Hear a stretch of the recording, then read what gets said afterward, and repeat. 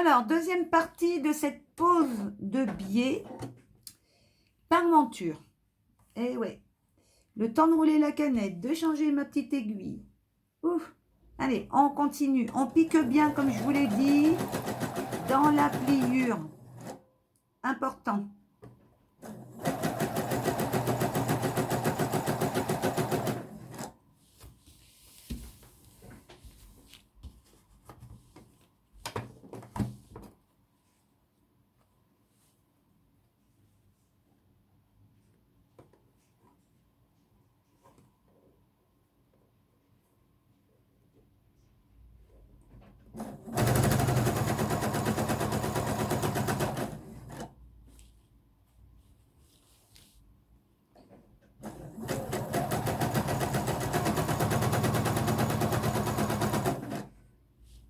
Voilà.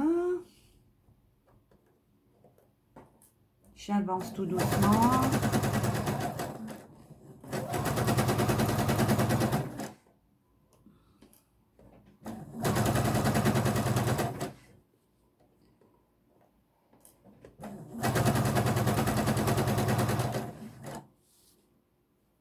Alors, n'oubliez pas, je ne suis pas en train de poser un biais ni à cheval. Je suis en train d'utiliser un biais de mercerie pour faire la parmenture d'une encolure. Vous n'êtes pas obligé d'utiliser le biais de mercerie, on est bien d'accord. Hein? Vous pouvez utiliser le biais que vous souhaitez, même celui que vous avez réalisé vous-même. Le principal, c'est de savoir le poser. Donc là, j'arrive à ma deuxième parmenture et à l'intérieur de ma deuxième parmenture. Donc je vais aller plus doucement pour bien rester sur ma première piqûre. Hein. Voilà. Alors là, je vais me permettre de couper mon biais. Ben oui, je suis allée au bout. Alors, stratégie, une fois que l'on a fait ça, tout va se retourner. Comme ceci. Vous voyez? Tout se retourne. Et c'est propre. Pour avoir un travail encore mieux fini, on fait ce que l'on appelle une piqûre de soutien sur le bord. Ici. C'est-à-dire que vous allez basculer votre valeur de couture qui est là. Vous allez la basculer au-dessus et vous allez piquer au-dessus. Ici. Ok, je recommence. Vous avez votre biais qui est posé. Là, c'est le biais tout écarté. Vous avez la première partie de votre biais qui est là. Et là, c'est votre couture d'encolure que vous souhaitez. D'accord? Habillée d'une parmenture. Vous allez réunir les deux et vous allez les basculer en haut. Et là, vous allez piquer au-dessus, pas en dessous, au-dessus. Il faut que ce soit à l'intérieur et le plus près possible. Vous allez tout de suite comprendre après pourquoi.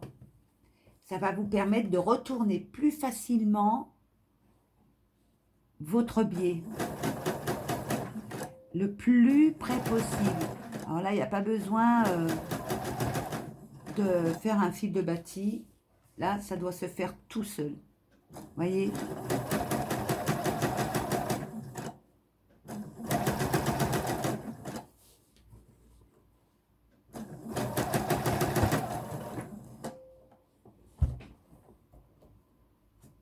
Décidément, j'ai mon aiguille qui a lâché.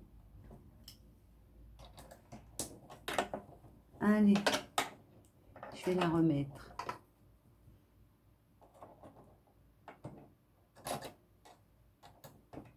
Pas trop serré avant et ça lâche.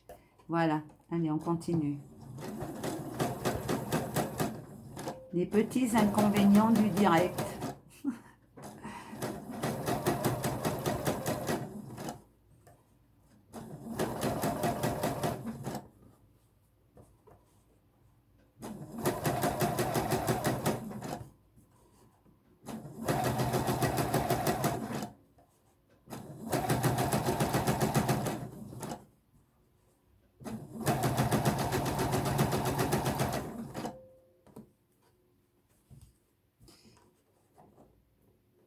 Vous avez vu, j'enlève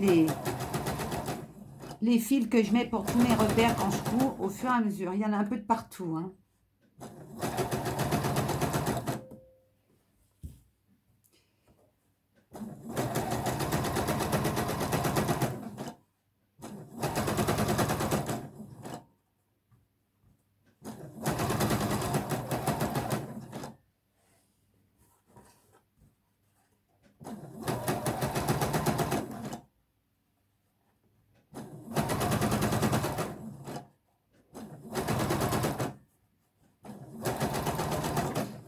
Cette couture de maintien, vous pouvez la faire soit dans une parmenture de jupe à la taille, soit dans les encolures.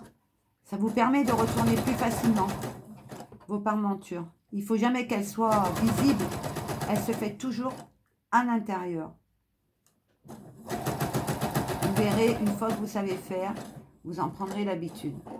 Voilà. Donc là, je vais couper. Et là, je vais vous montrer comment on retourne le biais de parmenture. Alors, vous avez deux possibilités. Vous voyez, vous pouvez le retourner de toute sa largeur, comme ceci. Ou alors, vous pouvez le retourner une fois, comme ça. Et ça tombe sur votre surpiqûre que vous venez de faire. Et une fois, comme ceci. Voilà. Et là, vous avez une petite largeur, en fait, que vous allez piquer après, ici. Donc, je recommence.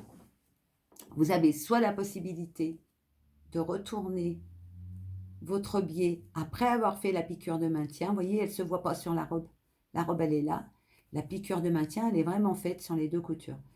Vous retournez votre biais comme ceci. Et là, vous piquez là, bien sûr. Ça vous fait 2 cm. C'est-à-dire que ça va se voir sur 2 cm. Soit vous préférez faire plus petit. Dans ce cas-là, vous retournez une première fois. Et vous piquez une seconde fois. Vous retournez une seconde fois. Et là, vous avez un petit biais. Là, on se permet quand même d'épingler pour que ce soit bien fait tout le tour. Vous voyez, moi, j'ai envie de faire petit. Je n'ai pas envie de faire grand. Donc, je plie et je retourne. Voilà. Et là, j'épingle. Et je mets mes épingles en travers. De préférence, comme ceci. Et vous voyez, une fois que vous aurez piqué, ici, eh bien, vous allez vous retrouver, voilà, une fois que vous aurez piqué, là, vous allez vous retrouver avec une petite surpiqûre qui fera juste la largeur de votre biais. Et votre encolure, elle sera parfaite. Voilà, ça donnera ça.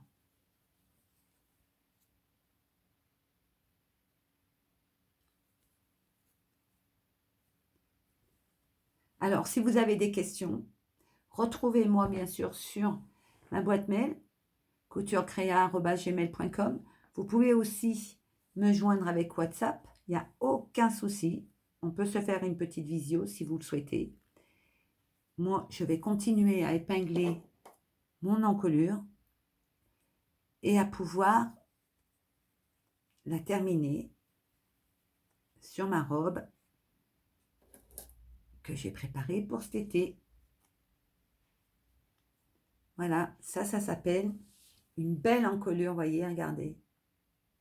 C'est pas sympa ces encolures. Après, il y a la petite surpiqûre, hein, ici. Mais c'est sympa, regardez. C'est propre, c'est net. Un petit coup de repassage et c'est OK. Alors, je vous dis à bientôt et je vous souhaite de passer une très bonne journée. Au revoir.